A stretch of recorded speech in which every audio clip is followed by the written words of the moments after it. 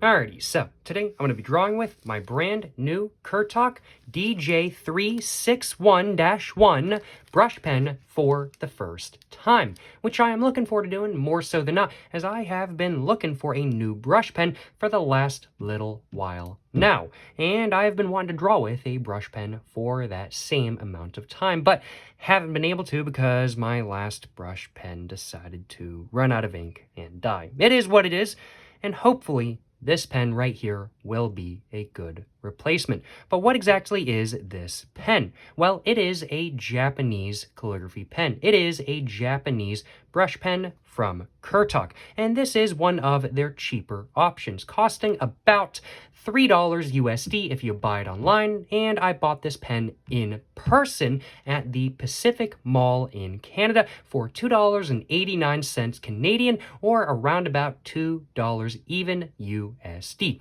Got a pretty good deal on this pen because I didn't buy it online, and this pen appears to be one of the more uncommon Kuretake pens in the United States. There are some websites such as Jet Pens which sell more common Kuretake pens such as the Kuretake Fugo Koichi and whatnot, but this appears to be a more uncommon one as it does not appear to be available on Amazon nor Jet Pens.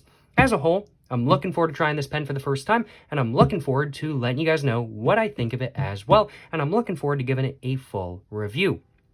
But I do suppose without further ado, I should probably go ahead and first off cover the packaging of this pen right here. After I go over the packaging, I'm going to go ahead and get the pen all out. I'm going to go and let you guys know what the pen actually looks like, what it feels like, what the quality is like, how it is to hold in hand, and what the weight of it is like, and basically just everything you might want to know about the pen itself besides how it draws. And then after that, I'm going to go ahead and actually draw with the pen, find out how well or how badly it draws and writes. And then after that, I'm going to go and give you guys my final thoughts on this pen, and I'm going to go and give it a rating as well. But first off, as said, we gotta start with the packaging, which in my personal opinion is a pretty nice sort of semi-higher end look for a pen this price. This pen costs, as said, around about $3 USD online, and for a $3 pen, this packaging definitely does look a little bit better than not. When compared to, like, let's say this pen, this one definitely looks a little bit more fancy, a little bit more high-end, I definitely have to say.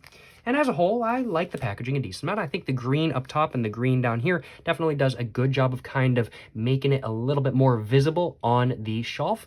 And I'd have to say all of the text on the sides, while I don't know what it says, I'm sure it means something and gives you all the information you want to know about the pen. And this little diagram right here tells you, hey, look, it's a brush pen and everything like that kind of thing. Like this looks like a brush pen, and then you can see the thick line, it goes to thin line and everything like that kind of thing. Yeah, it tells you all the information you need to know and whatnot.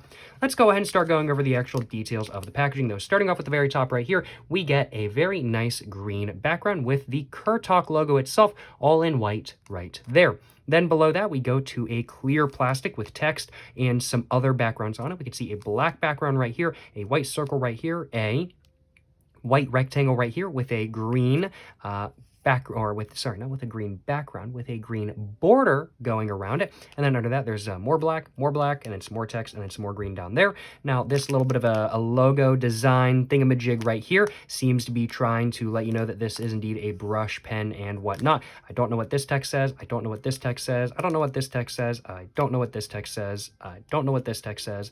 I don't know what this text says. I don't really know what it all says in all honesty. And then there's this green area down here with more text. I don't know what that says either. I should have probably translated the text on the front of this packaging before this video, but I completely forgot to do that. So that is what it is. I don't know what any of this says, but I do know that I like the packaging a little bit more so than that, and I think it does a pretty good job at kind of just calling out to you on the shelf and looking a little bit more like a fancy, cheap pen rather than just a cheap pen. So just based off my perception from this packaging, I'm thinking this pen is probably going to be a little bit more high-end than other budget Japanese pens out there and whatnot. That's pretty much all that's going on the front of the packaging, though. Overall, a pretty decent look if you ask me, at least. Let's go move on to the back, and we can see once again, green background up here tells you how to throw away the packaging right there. Then under that, we get some Japanese text on a sort of green rectangle with curved edges, and all the text is in white. Then we get some Japanese text in black with a green circle right there, and then more, and then there's the barcode with the product code right there. The product code for this pen, the actual name for this pen is the DJ361-1. And then under that, just says Made in Japan. And then under that, there's more Japanese, a like sort of like P.O. box, telephone number, and a website, www.kuretake.co.jp.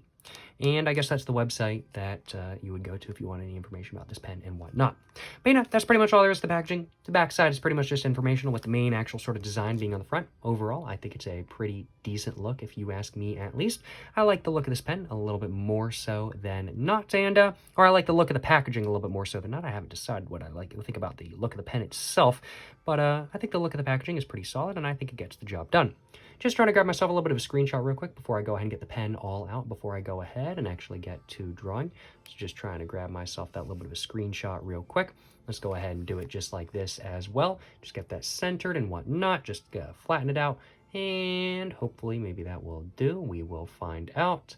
But yeah, I think that should do for a screenshot. Without further ado, let's go ahead and get this packaging all opened up now. And let's go ahead and get the pen all out, and let's go ahead and find out what the pen actually looks like, what it feels like, what the quality is like, and everything like that.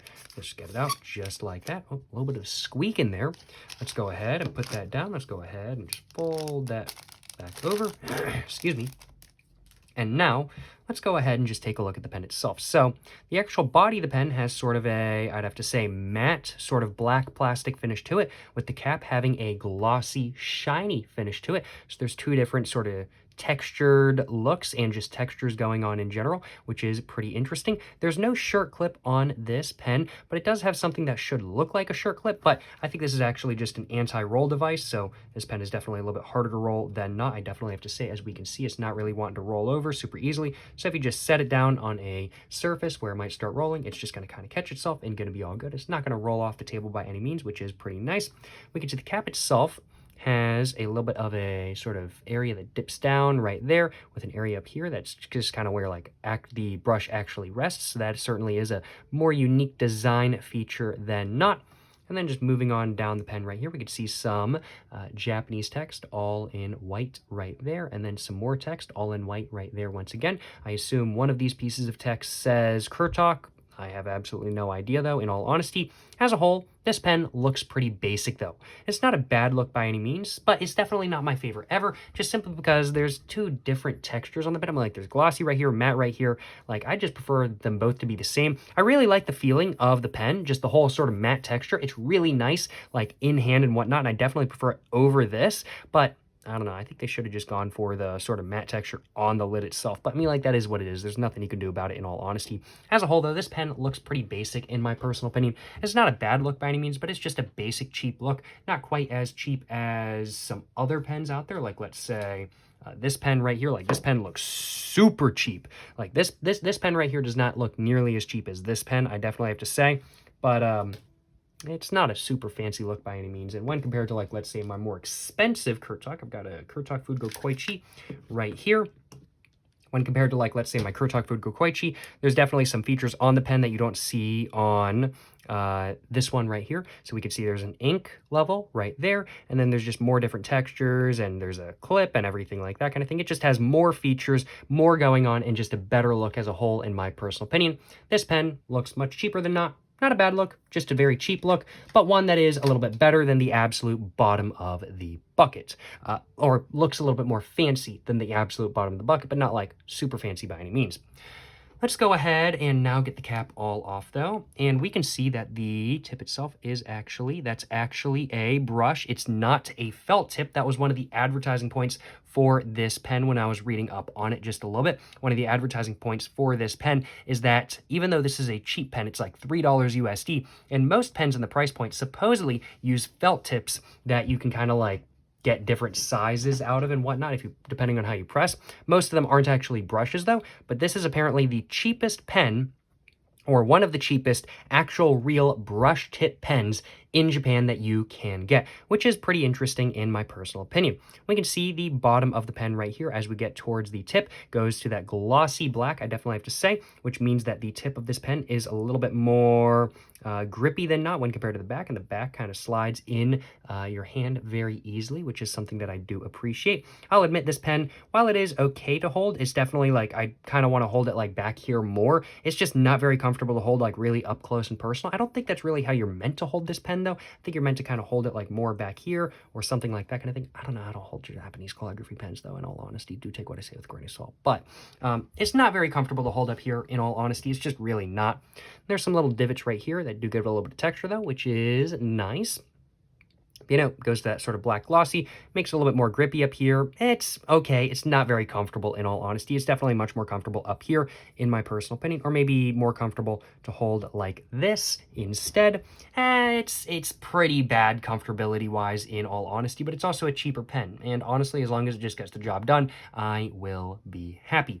I'd have to say the weight of this pen with the cap on is very much that of, well, it's lighter than not. It's a cheap pen. It's lighter than not. With the cap on, of course, the pen is much more front-weighted than not. With the cap off, the pen is, I'd have to say, very evenly weighted. Feels very nice in hand, both for writing and drawing, very evenly weighted. And with the cap on the back,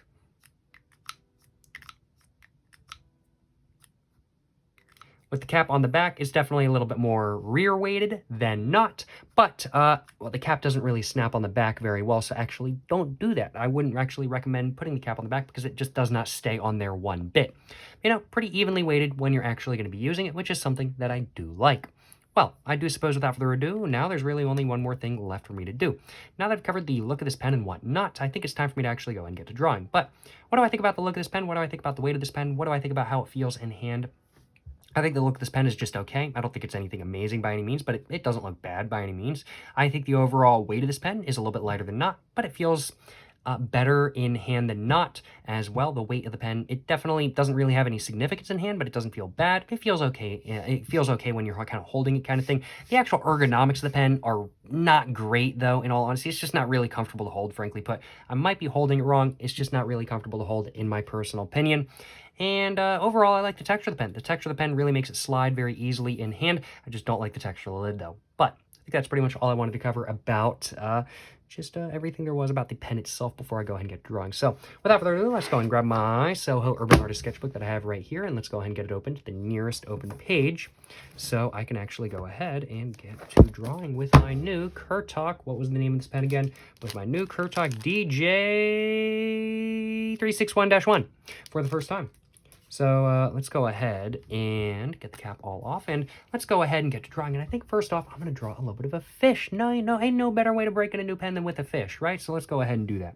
So let's go ahead, and I do think the best way to hold it, just kind of comfortability-wise, is like right here on the grippy part, like right there kind of thing. That's where I'm holding, and I think that's the most comfortable place to hold it.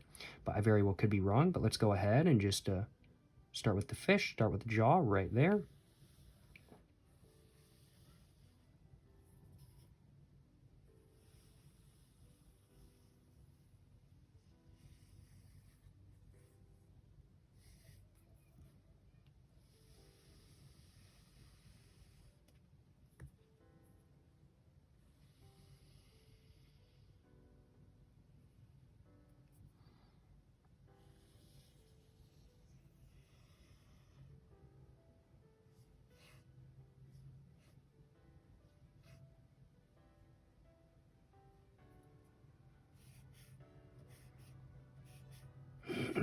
Excuse me.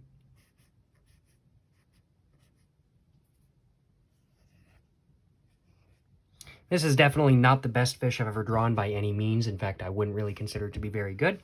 But having drawn this now, I can definitely say that there's multiple different ways to hold this pen. So if you really want to go for like really neat, fine lines, I'd have to say holding it up close and personal is really good. But if you kind of want to go for a more wide, sort of sloppy look, holding it towards the back is definitely better. I think I'm going to be trying to hold it like this, but it's just not comfortable. It's really just not comfortable like that. It feels really awkward to hold like this, even though I really do feel like that's kind of how you're supposed to hold it. Like holding it like this, I just don't really feel like I have, what's the right way of putting this? I don't really feel like I have proper control of the pen. Like, I was thinking I was going to, but I really don't feel like I have proper control when I'm holding it like this. Like, really only like this do I feel like I have proper control. Yeah, it's just not a very comfortable pen to hold, in all honesty. It's really not, and it's a lot less comfortable than more expensive sort of calligraphy pens or brush pens from Japan that I've tried so far. I mean, it's a $3 pen, so it's kind of to be expected, but yeah, it's not very comfortable. Let's go ahead and do another drawing real quick. I think I'm going to do a little bit. I think one thing that might help, honestly, is taking off my watch. It might be part of the issue, so I'm just going to take off my watch just real quick. But let's go ahead and do a little bit of a guy right here.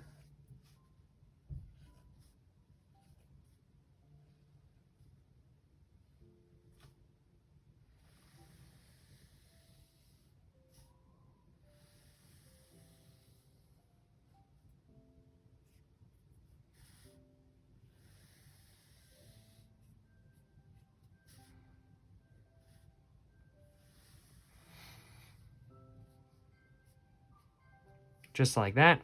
And that was all holding it, that was all with me holding it kind of up close.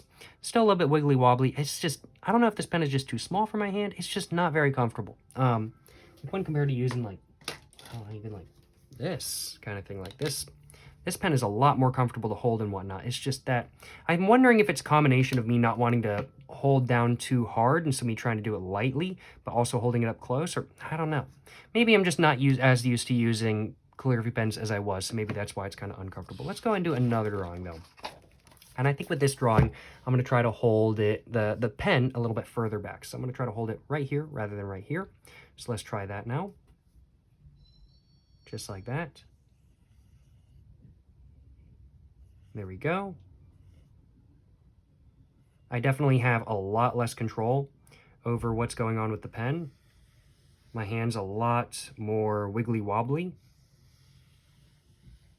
And I have a lot less control of the pressure as well at this point. So I definitely have to say holding it up close and personal is really the best way to go about it. Now, I do kind of like the style that this gives, though. I don't mind it one bit. I actually really like this drawing and how it turned out. But there's definitely just a lot less control when you're using the pen from right here, which is kind of where it feels more natural for me than right here. It just feels like I'm really holding it too up close and personal, like right here. But it's more comfortable there, but I have so much more control there. Yeah, this pen is just not very comfortable to hold, in all honesty. It's light, and I don't think it's the weight making it uncomfortable to hold. It's really just the ergonomics of it. The ergonomics of this pen are not that great, and the weight of the pen, with just how light it is, certainly doesn't make it any better either. Let's go ahead and try to do another drawing just real quick. Let's go ahead and do, I'm thinking maybe a little bit of an anime girl. So let's go ahead and do that. So let's just do some hair starting off right there.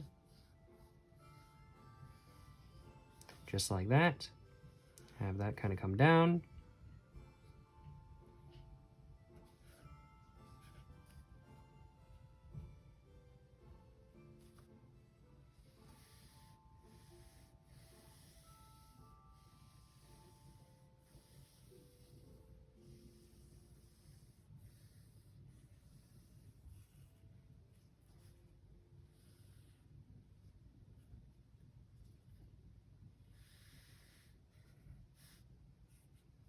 There we go, just like that.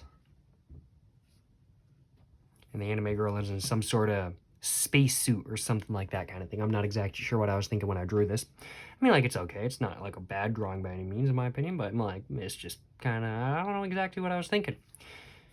But yeah, you know, for the price, this pen is okay. But is it as good as a Kuretake Koichi? No, it's definitely not. Is it as good as other more expensive Japanese calligraphy brush pens I've tried so far? No, it is not. It's definitely not as good in my personal opinion. But, you know, it gets the job done. And that's kind of what this pen is meant to do, in my personal opinion. It's meant to be cheap. You go buy it at like the 100 yen store, something like that kind of thing, or it's like the cheapest option at the art shop. You pick it up, you use it, and then you get something nicer when you have the chance. It's just meant to get the job done, and that's really my personal perception about this pen. Would I recommend buying this pen as an American? Would I recommend buying this pen online, specifically to buy this pen? If you're not in Japan, at a store, would I recommend buying this pen? Honestly, no, I wouldn't. I would not recommend buying this pen. It's just not comfortable. It's not comfortable to hold, and due to that, it's kind of hard to use, and it's a lot harder to use than other Japanese calligraphy pens I've used previously, in all honesty. I'm really just not the biggest fan of this pen. It's not bad. I'm definitely going to continue using it until it's dry. I definitely will enjoy using the pen for the rest of the time it is working and whatnot. Would I buy another one, though? I wouldn't. No, I would much rather buy a slightly more expensive pen. But, you know, for the price, for actually getting a real brush tip rather than something else, you know, it's not so bad. But I'd much rather just buy something more expensive, in all honesty. I'd much rather just buy a more expensive pen with an actual brush tip and just leave it at that. That would be what I would much rather do, in all honesty. That's just, I would much rather do that. Yeah, if you do not live in Japan, or if you're not visiting Japan and buying stationery in Japan, don't buy this pen. If you're in Japan and you buy this pen, hey, you are already in Japan, you might as well buy it, right? But if you're getting this pen shipped from a website, why not just getting something nicer, in all honesty? And even if you're in Japan, why not just get something nicer? I think it was worthwhile for me to pick up, definitely, especially for the $2 USD I paid. 100% worth $2 USD. But it is very easy to see why this pen is $2 USD or $3 USD, depending on where you buy it from. It's really easy to see why. The price has, well, the price is very obvious to see in the pen. It looks like a cheap pen. It feels like a cheap pen. It doesn't really draw like a cheap pen. It does draw a little bit more expensively than not, in my personal opinion, but it holding-wise, it feels like a cheap pen. It's not ergonomic. It's not great. Yeah. Am I a fan of the Kuretake DJ361-1? Not really. I don't really like it all that much. I wouldn't buy this pen again, but I'm glad I bought it, and I certainly will be using it more in the future. And hey, maybe it'll grow on me. I'm not exactly sure. Maybe I just wasn't able to figure out how to really properly hold it during this video. I'm not really sure, in all honesty, but what I do know is that right now, this pen is not really one of my favorites, to say the least. I'm not really the biggest fan of it, and I do know right now that I probably would not buy another one again. I'd much rather just buy a more expensive pen, as said. Overall, what are some things I do like about this pen? I like the matte finish. The matte finish is really nice. I don't like the gloss, though. I like the brush tip. The brush tip is really nice. The ink is pretty dark. If you don't hold down too tight, you can get it to not really do any of this sort of stuff either, where it's sort of like fading just a little bit. It is pretty easy to get this pen to fade, though, I will acknowledge. Feels very smooth on paper. That's another thing I really like. That's a good thing about the brush tip, of course.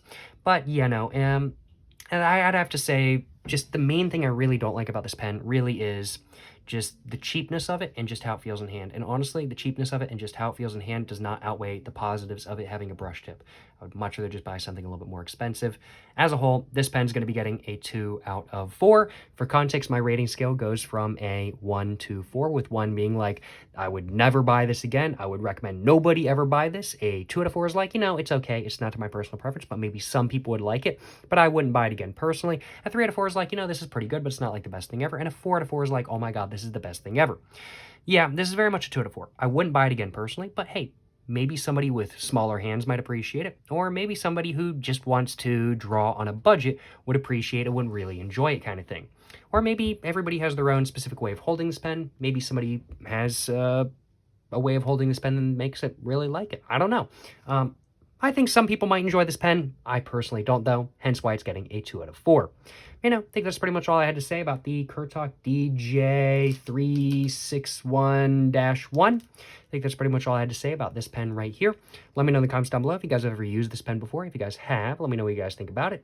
Do you guys think I missed anything about this pen during this video? Do you guys like it? Do you guys not? Just let me know in the comments down below what you guys think of this pen, and let me know whether you guys would buy this pen based off this video or not. But you know, thank you so much for watching this video, guys. Certainly hope you guys have enjoyed watching this video. If you guys have enjoyed watching this video, of course, please make sure to like and subscribe for more content. I have my Instagram, my book, my merch, my P.O. Box, and my, excuse me, and my main channel, all in the description down below. Go check it all out. But yeah, thank you so much for watching, y'all. Till the next one, stay safe in peace and have a great one. Yes, sir, and I'm saying.